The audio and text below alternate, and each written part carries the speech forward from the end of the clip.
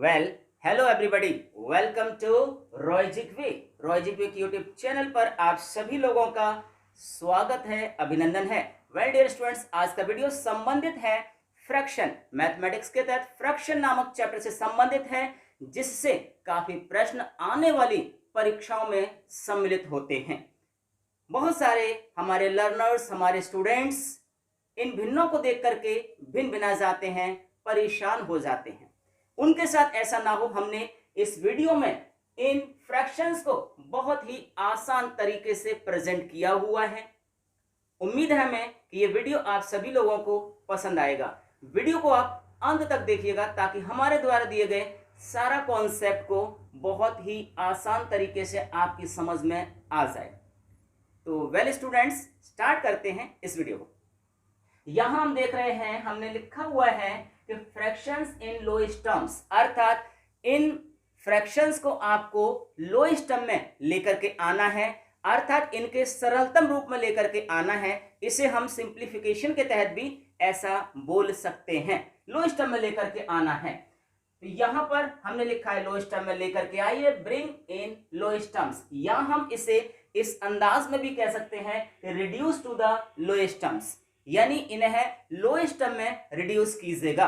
तो इस तरीके को, इस विधि को, इस प्रोसेस को आइए हम सभी लोग करके देखते हैं प्रयास को, ताकि आपकी समझ में ये प्रोसेस बेहतर आ जाए।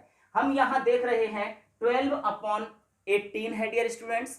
12/18 अर्थात हम ये कहेंगे कि यहां पर 12/18 यानी 12/8 में ये हमारा है न्यूमरेटर और ये है हमारा डिनोमिनेटर। अब इनको लोएस्ट टर्म में लेकर के आने का एक तात्पर्य है, एक अर्थ ये है कि ये इतनी ज्यादा मात्रा में कट हो जाए किसी एक संख्या से, किसी एक नंबर से, ताकि उससे ज्यादा ये कट ना हो पाए, है ना। इसका एक एग्जांपल हम किसी भी एलिमेंट के साथ ले सकते हैं, है ना। जैसा हमने कहा कि किसी भी एलिमेंट का सबसे छोटा जो पार्ट होता है वो एटम होता है। हालांकि साइंटिस्ट ने एटम से भी आगे जाकर के उसे ब्रेक किया हुआ है, तोड़ा हुआ है। ये हम सभी साइंस के स्टूडेंट्स भली भांति परिचित हैं, इलेक्ट्रॉन, प्रोटॉन और न्यूट्रॉन से। लेकिन यहां पर हम बात कर रहे हैं फ्रैक्शंस का।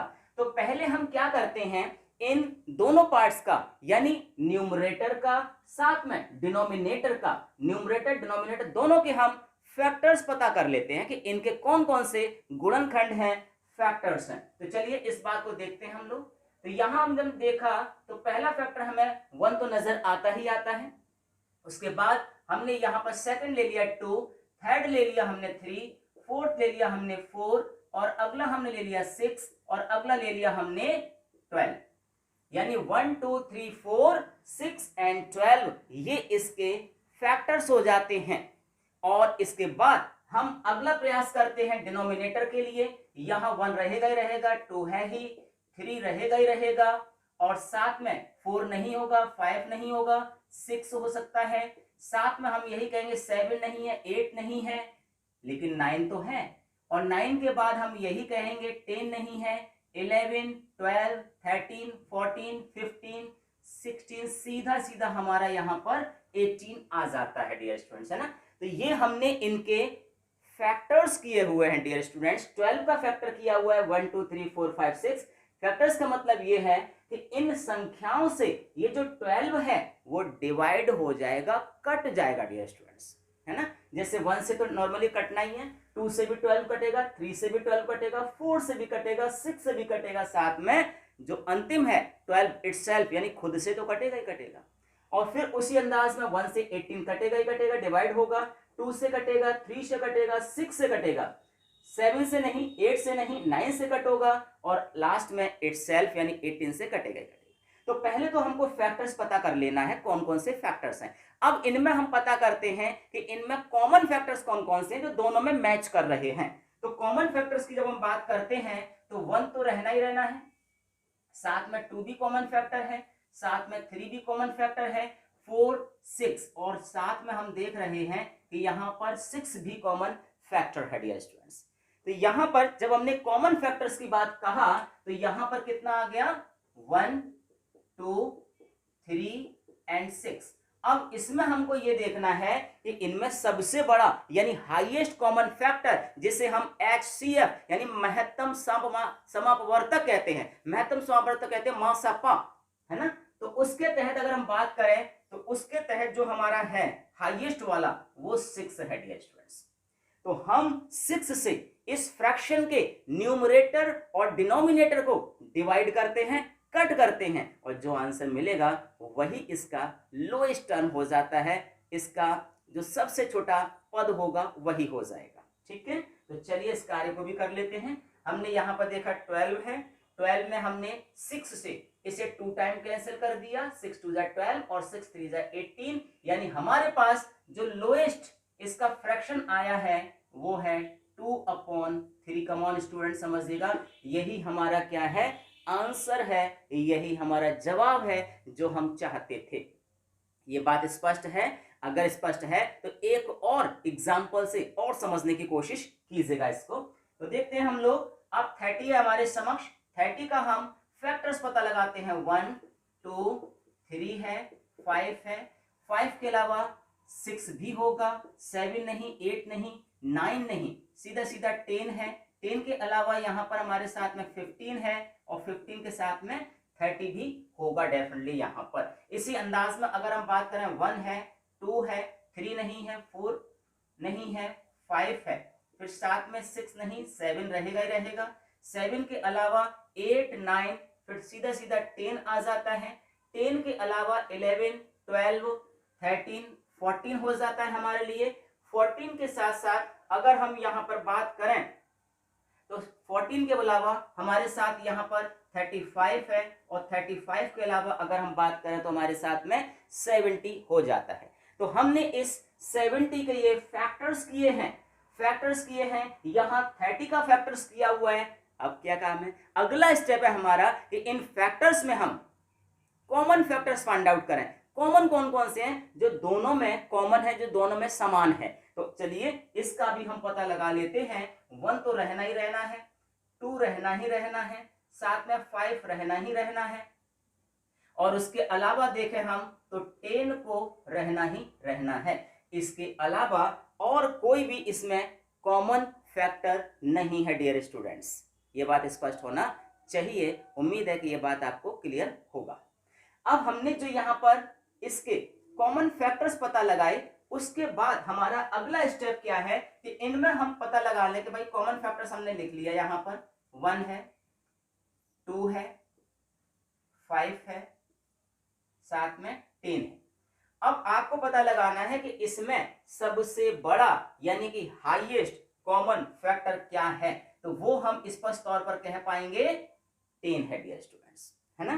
तो 10 इसमें हमारा HCF है, हाईएस्ट कॉमन फैक्टर है, और इसी से हम इस फ्रैक्शन को डिवाइड करते हैं। क्यों करें डिवाइड, आखिर लोएस्ट में लाने के लिए, सबसे छोटे रूप में लाने के लिए। तो वो हो जाएगा हमारा, जब हमने 10 से इन संख्याओं को डिवाइड किया 30/70 को, तो सीधा सीधा 10 3 30 और 10 7 70, अर्थात हमारे समक्ष हो जाती है फ्रैक्शन 3/7, जो कहलाता है आंसर, है ना। तो ये तो था हमारा एक ऐसा प्रक्रिया, एक ऐसा प्रोसेस जिसे हमने बहुत ही बेसिक तरीके से लिया है। अगर आपको टेबल्स नहीं आती है, अगर आप समझ नहीं पा रहे हैं कि इसका सबसे बड़ा नंबर कौन सा है, तो ये प्रोसेस हम फॉलो कर सकते हैं, अपना सकते हैं। लेकिन यदि आपको टेबल्स बहुत अच्छे से आती है तो आपके दिलो दिमाग में ये क्वेश्चन क्लिक कर जाएगा कि क्यों ना हम इस 30/70 के, कमाल फिर से समझिएगा, इस 30/70 में जो हम एक कॉमन चीज देख रहे हैं वो क्या है, वो है यहाँ पर 0। तो अगर 0 को ही हटा दें तो ये फ्रैक्शन बहुत जल्दी आपके सामने आंसर के रूप में आ जाता है। तो ये प्रक्रिया भी आप कर सकते हैं, क्योंकि यही हमें एग्जाम के दरमियान फॉलो करना ताकि हमारा समय बच सके। और डियर स्टूडेंट, समय सबसे बड़ी ऊर्जा है, ये ध्यान रखिएगा। सेव टाइम सेव लाइफ की तरह से हम ये कह सकते हैं कि अगर हमने समय पर कार्य कर लिया तो हम बहुत सारी चीजों को आसानी से हल कर सकते हैं। उम्मीद है ये दोनों फॉर्म्स जिन्हें हमने लोएस्ट टर्म में लाने की कोशिश की है, ये आपकी समझ में आ गया होगा। इसी अंदाज में अब आपको क्या करना है, 21/28 है, 21/28 को भी अगर हम देखते हैं तो कहीं ना कहीं 1 रहेगा ही रहेगा, 3 रहेगा ही रहेगा, 7 रहेगा ही रहेगा और साथ में 21 रहेगा ही रहेगा। ये हमने इसके फैक्टर्स पता कर लिया है डियर स्टूडेंट्स, फैक्टर्स है इसके। और उसी अंदाज में जब हम 28 के फैक्टर्स लेते हैं तो 1 है, 2 है, साथ में 4 है, साथ में 7 है, साथ में रहेगा हमारे साथ में 7 के अलावा अगर हम बात करें फैक्टर्स की तो ये सीधा सीधा 14 होगा और 14 के अलावा अगर हम बात करें तो ये 2 होगा, क्योंकि 2 14 जा अगर देखा जाए 14 2 जा 28 होता है, 1 into 28 हो जाएगा और 4 into 7 है ये आपका 28 हो जाता है। तो निश्चित तौर पर अगर हम 28 के देखते हैं तो ये इसके फैक्टर्स हैं, अगर हम 21 को देखते हैं तो ये इसके फैक्टर्स हैं। अब हमारा अगला कदम क्या है डियर स्टूडेंट्स, ये पता लगाएं कि आखिर इसमें कॉमन कौन कौन से हैं। तो निश्चित तौर पर 1 तो कॉमन रहना ही है, साथ में अगर हम कॉमन पता लगाना चाहते हैं तो इसमें और हम देख सकते हैं वो क्या हो सकता है। साथ में कॉमन और तो कुछ है नहीं, लेकिन हमको 7 नजर आ रहा है, 7 हमको कॉमन नजर आ रहा है यहाँ पर डियर स्टूडेंट्स। और 7 के अलावा यहाँ 21 है, यहाँ 14, यहाँ 28 है। तो यानी हमारे पास जो कॉमन निकल करके आ रहा है वो है 1 into 7।